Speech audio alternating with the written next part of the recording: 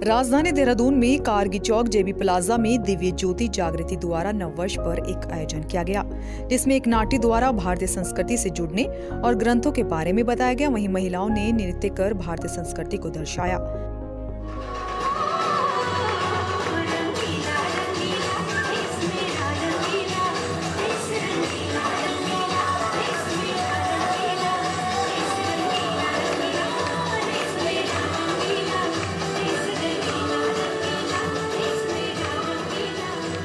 आपको बता दें कि चैत्र के महीने के शुक्ल पक्ष की प्रथम तिथि को सृष्टि का आरंभ हुआ था।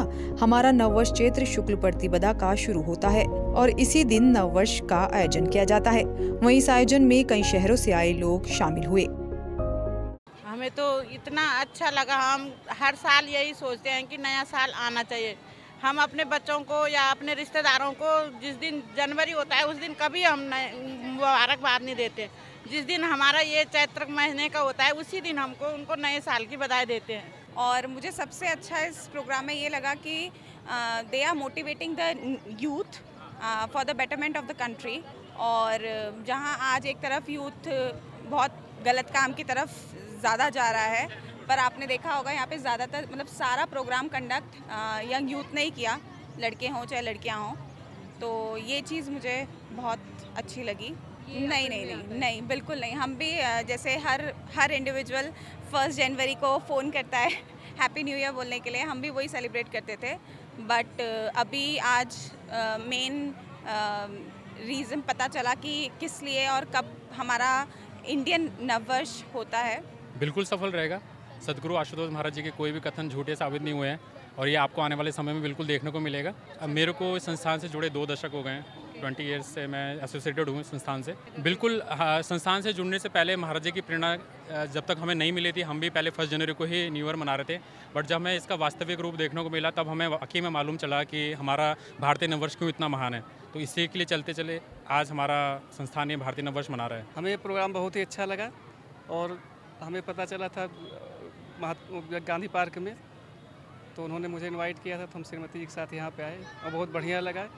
ये बहुत ही रचनात्मक और सामाजिक कार्यक्रम है जो राष्ट्र की उन्नति के लिए बहुत ज़रूरी है। ये प्रोग्राम मुझे बहुत ही इंस्पायरिंग लगा फर्स्ट ऑफ ऑल, और उसके साथ साथ मुझे इतना अच्छा लगा क्योंकि यहाँ पे सारे कल्चर्स हमें देखने को मिले। और मैं आज देखती हूँ आज सारे के सारे इंडियन जो है सारे वेस्टर्न कल्चर को अडॉप्ट कर रहे हैं। वहीं यहाँ पर आज मैं यहाँ पे आई तो मुझे बहुत सुंदर लगा। अपने वो जो कल्चर है जो छुप चुका है उसको दोबारा से निकाला गया और बहुत ही सुंदर मुझे ये परफॉर्मेंसेस लगी, जिससे हमें इंस्पिरेशन मिलती है कि हमारा जो इंडियन कल्चर है it is a very good culture, but हम उसको भुला रहे हैं। हम उसकी जो उसकी वास्तविकता है उसे छुपा रहे हैं, जबकि हमारा जो कल्चर है सबसे सुंदर कल्चर है। महाराज जी को जो विजन है वो है कि हम सब अपनी भारतीय संस्कृति के पास वापस लौटें, क्योंकि आज भारतीय संस्कृति को भुलाने के कारण ही जो समाज का जो हाल है वो ये हो चुका है कि हर इंसान मतलब समाज में जी तो रहा है लेकिन एक अशांति के साथ जी रहा है। सब कुछ है उसके पास, लेकिन सब कुछ होकर भी जब तक उसके पास उसका आध्यात्मिक कोश नहीं है तब तक उसके पास सब कुछ भी नहीं है ना।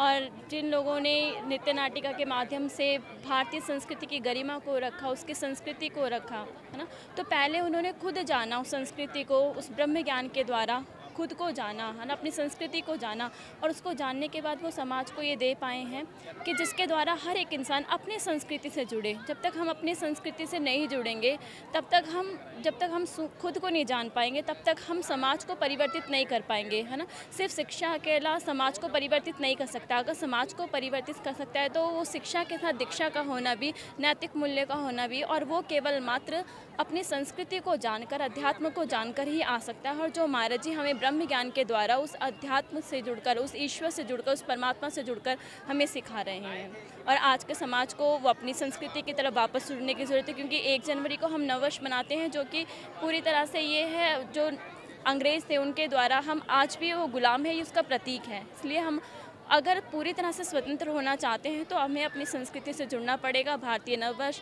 जो चैत्र शुक्ल प्रथम प्रतिपदा को ये मनाया जा रहा है, इसलिए हम सभी अपनी संस्कृति से जुड़े, अध्यात्म से जुड़े, तभी हमारा और हमारे देश का कल्याण वापस हो सकता है। Nation one bureau report.